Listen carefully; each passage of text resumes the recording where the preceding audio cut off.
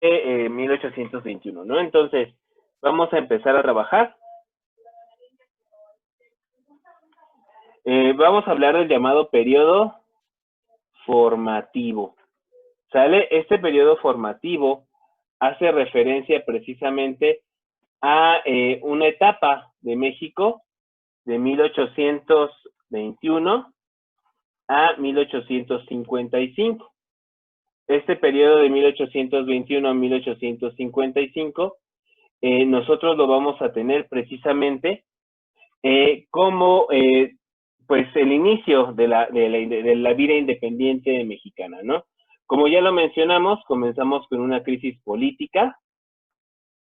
Esta crisis política va a hacer referencia precisamente a que en México no tenía un orden, México no tenía o no se sabía en este momento qué es lo que se iba a hacer o cómo se iba a formar México tras la independencia.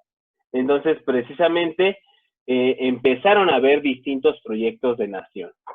¿Sale? Vamos a tener que, en México, hoy vamos a responder el examen. Espero que lo hayan hecho. ¿Sale? Entonces, en México va a empezar este proceso, ¿no? Vamos a tener estos distintos proyectos de nación, ¿vale? Estos distintos proyectos de nación vamos a tener precisamente que van a ser tres. Por un lado, vamos a tener a los republicanos que van a tratar de formar una república federal. ¿Sale? Esta república federal se llamaban federalistas. Y por otro lado, vamos a tener a los que van a querer formar una república centralista, que llevan su nombre, centralistas. Y finalmente vamos a tener quienes busquen o intenten tener o formar una república, perdón, busquen formar una monarquía. ¿Sale? ¿A qué nos referimos con esta monarquía? Que querían tener un rey. ¿Sale? Ahora, ¿cuál es la diferencia entre una república federal, la república centralista y la monarquía? Bueno, lo explicamos. Primero que nada, la república federal es la unión de estados autónomos. ¿Sale? Estos estados autónomos tienen sus propios poderes, o sea, su propia división de poderes, su propio ejecutivo, su propia legislativo y su propio judicial, pero obedecen al pacto federal y a la Carta Magna o la Constitución Federal. Tómenlo de este ejemplo. Aquí en México actualmente somos 32 estados, ¿sale? Estos 32 estados que somos, cada uno de estos estados tiene su propia constitución, ¿sale? De hecho, por ejemplo, en 2017 se formó la constitución de la Ciudad de México como estado. Ahora, esta constitución de la Ciudad de México tiene ciertas leyes que no aplican fuera de Ciudad de México. Por ejemplo, la ley más conocida es la interrupción legal del embarazo. ¿Sale? La interrupción legal del embarazo hace referencia a que una mujer puede interrumpir su embarazo hasta los 3 meses. Eso se puede hacer aquí en Ciudad de México. Sin embargo, fuera de Ciudad de México, eso en algunos estados de la República es delito. Como por ejemplo Guanajuato, que de hecho en Guanajuato se estaba discutiendo.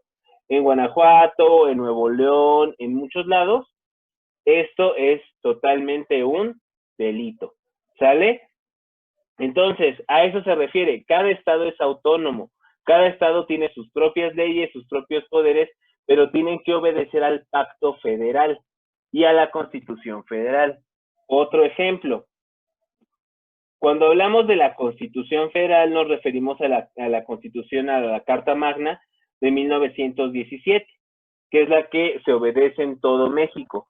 Si en la Constitución de 1917 dice que no se puede robar, un estado no puede legalizar el robo, ¿sale? ¿Por qué? Porque en la Constitución Federal dice, y todos los estados tienen que obedecer a la Carta Magna, ¿sale? Espero que les haya quedado claro. Si no les quedó claro, por favor, álcenme la mano o díganme para volverlo a repetir. Esto es muy importante, chicos, que lo tomen en cuenta porque esto puede venir en su examen.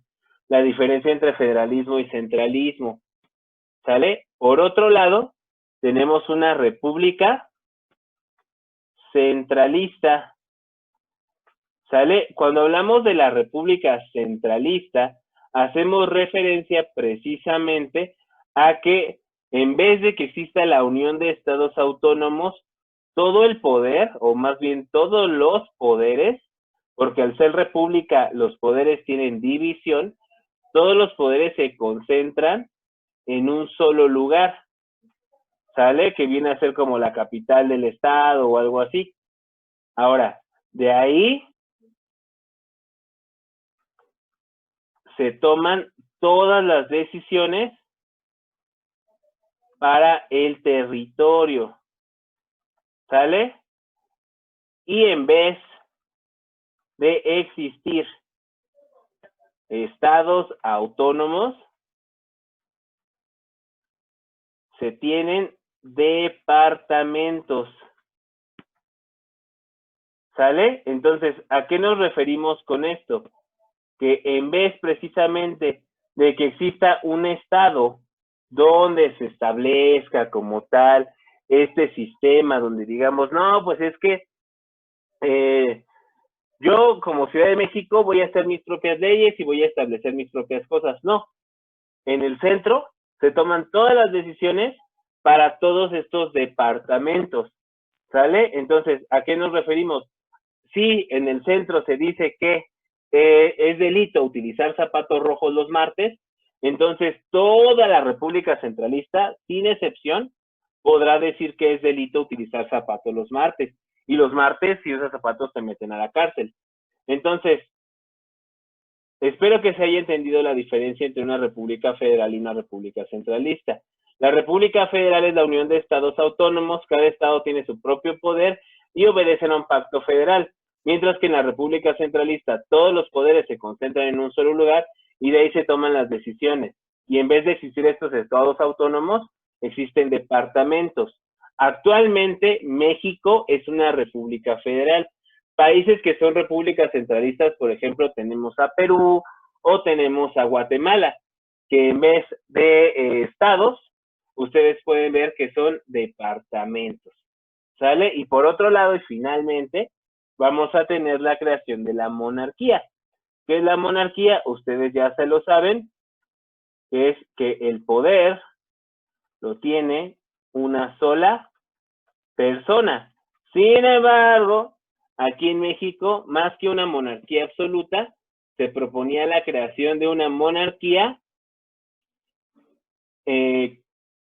constitucional, o sea, con división de poderes y esa situación.